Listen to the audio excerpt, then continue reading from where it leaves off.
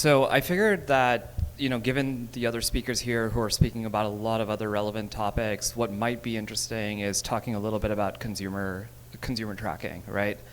And it's consistently a hot topic over the last 2 years because Apple made a change called ATT that I think heightened the awareness of what the impact of this could be.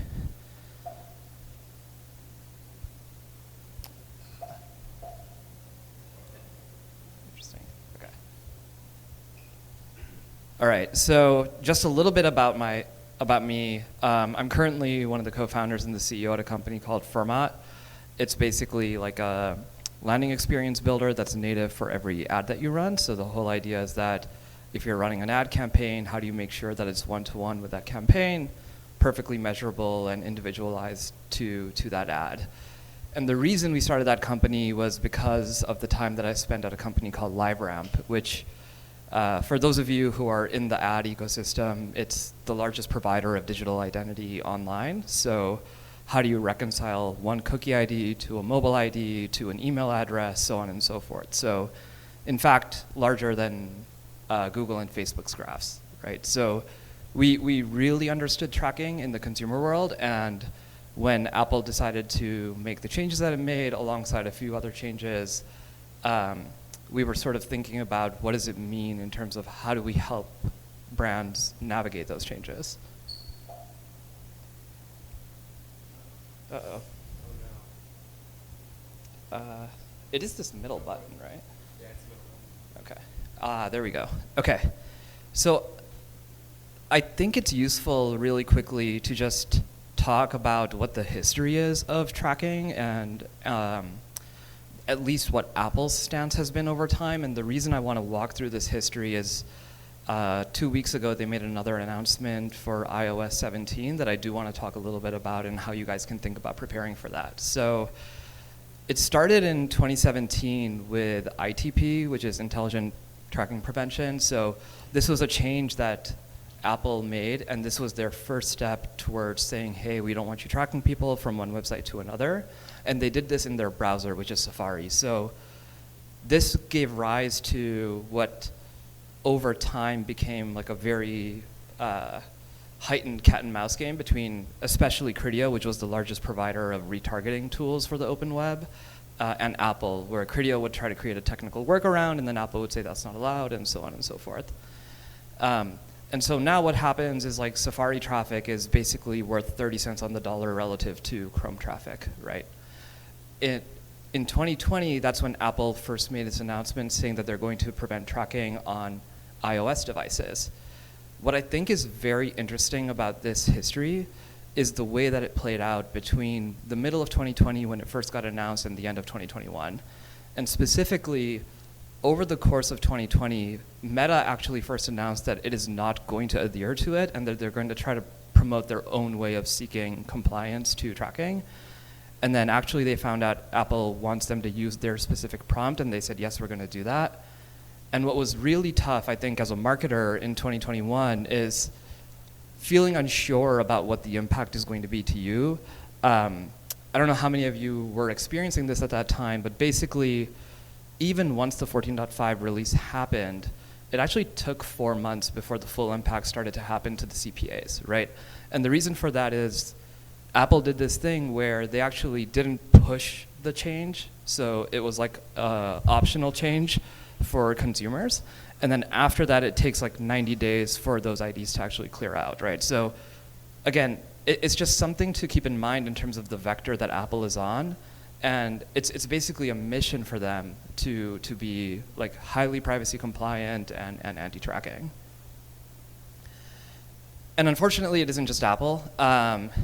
Like there's regulation that is going in this direction. GDPR, the most popular in Europe. The thing I think that's worth noting is how the GDPR implementation changes now that Meta was fined by the agency in Europe, right? So they basically, I mean, Meta's contesting this at this point in time, but if that were to hold, the impact of that is basically that they're saying that personalized advertising and using data for any sort of personalized advertising is not okay in Europe.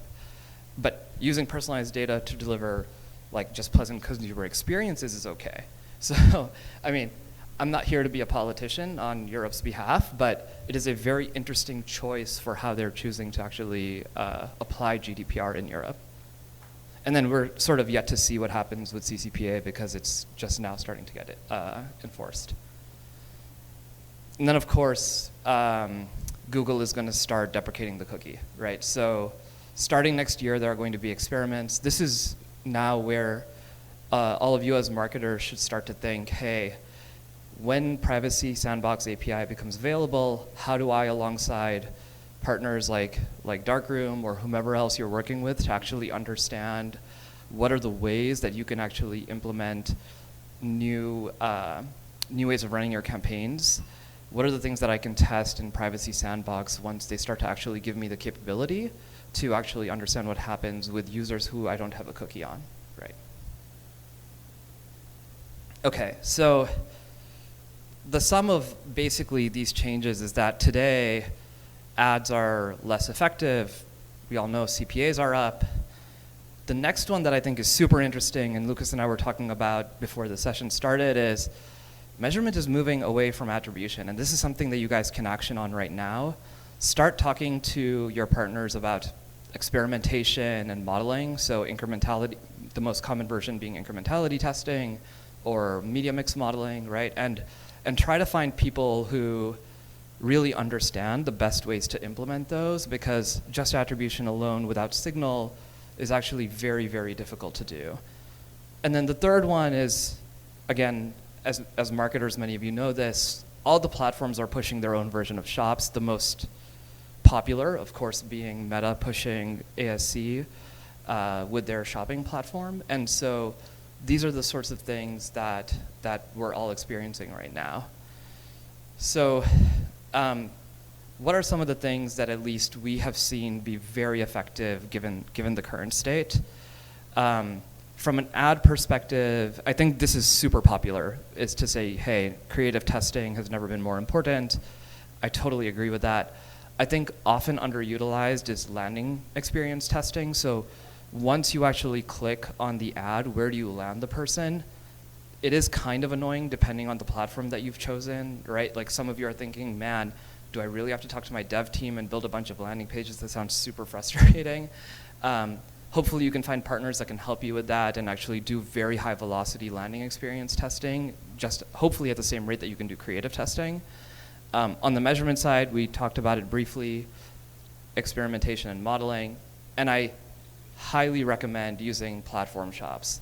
And the reason I recommend it is not because I actually think that it's a better experience for the consumer. It's because, for better or for worse, it's the best way to guarantee that your account is getting signal on the consumers that are transacting. So Meta is pushing shops basically for free or for negative at this point in time because they're actually giving discounts to your consumers on their behalf. The reason they're doing that is to get signal on who is transacting, so that way they can learn better what kinds of consumers are actually most effective for you, and so that way you can be more effective with your spend on Meta. And so I'm not sure that you guys want to spend 100% of your budget against those campaigns, but I do recommend making sure your account has signal from that tool. I also often get asked, okay, so how do I think about the shops tool, right, relative to either something like Amazon, where I have minimal control, or my owned and operated D2C website, right? And I think thinking about these, and then retail would be sort of like next to Amazon, right? So I would think about these on a spectrum of how much control and data access you have. So, when you sell through to retail, that's the least control and data access, right? The retailer is the one who owns the relationship with the consumer. With Amazon, they're starting to give you a little bit more access. You can now place a pixel that actually feeds data back into like a meta ad campaign, for example, that can help you drive more efficacy with your Amazon campaigns.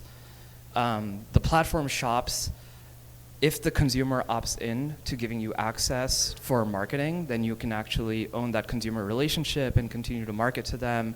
And so that's sort of medium, and then owned and operated D2C. And so as you're thinking about where you want to allocate your marketing budget, this is a useful framework, at least it's been useful for companies we work with in terms of how do I think about where I want to allocate and drive my consumers.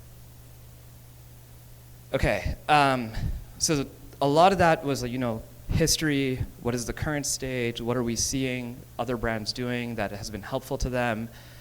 And now I want to talk about what Apple did at the Worldwide Developer Conference. And so, they have this tendency of announcing something massive and glamorous, and then right next to that is like a massive privacy update. And of course, they did the same thing this year with the AR headset and then an update on iOS 17. And there are two major things that they announced from a privacy perspective, right? So the first is privacy manifests. So I'm not sure how many people here are in the app ecosystem, but basically, if you're in the app ecosystem, what privacy manifest is doing is it may be the case that your partners are using some sort of fingerprinting. If they are using some sort of fingerprinting as a way to figure out who is actually the person who's downloading the application, since the IDFA is no longer accessible when you say do not track, Privacy Manifest is now an implementation that requires you to describe what you're doing with that information and will block that in its entirety. So the way they describe it when you go to their website is like, oh, just in case you made a mistake and are fingerprinting, now we have Privacy Manifest so that way you don't do that. But it's something to keep an eye on and make sure you talk with your partners as to whether or not they're doing that. And then the second one, which I think is probably very relevant to a bunch of people here, is link tracking protection. I got into my first Twitter kerfuffle because of this. So I think, and this is why I wanted to share the history and the vector that Apple is on before I shared what I think the impact is going to be from link tracking protection. So the exact words that Apple used are on the screen, so that way there's no ambiguity. It is somewhat unclear whether or not UTM parameters are going to be impacted. It is very clear that if you're in Safari private browsing mode, that it is almost certainly going to be impacted. There are some people who claim that it's not going to be because they have access to a dev version of it. I think that is quite wishful thinking. What is not super clear is whether your Klaviyo, Attentive, basically your ESP and your SMS campaigns, how trackable are those campaigns going to be over time? And the very tough thing with language like this is exactly how they introduced ATT. So they introduced ATT quite innocuously, and then over the next 6 months between mid-2020 and the end of 2020, they issued clarification, and it was during that time frame that Meta agreed to abide by their new standards, where they say, okay, fine, we're not going to track anybody who does not opt in. And it's useful to think about this because in the context of how do you measure your campaigns, one of the things that you're going to want to start to think about is how do I measure campaigns if I don't have UTM tracking on certain users, even on email and SMS, right? And you can still use some of those same technologies that you use for your other channels. So generally what I would recommend is do not think that having first-party data is enough. Ultimately, the client that the person is using, so like iMessage, Mail, are not owned by you, they're owned by a third party. Invest in more deliberate sort of measurement techniques like experimentation and modeling. Yeah, and then work with companies to create checkouts per campaign or channel. We're about to enter a new marketing regime. There's not going to be a lot of tracking, but you can still grow very efficiently and be effective. And those who invest today are going to be over-rewarded. So thank you. If you ever want to reach out to me, I'm just Rishabh at Fermat Commerce.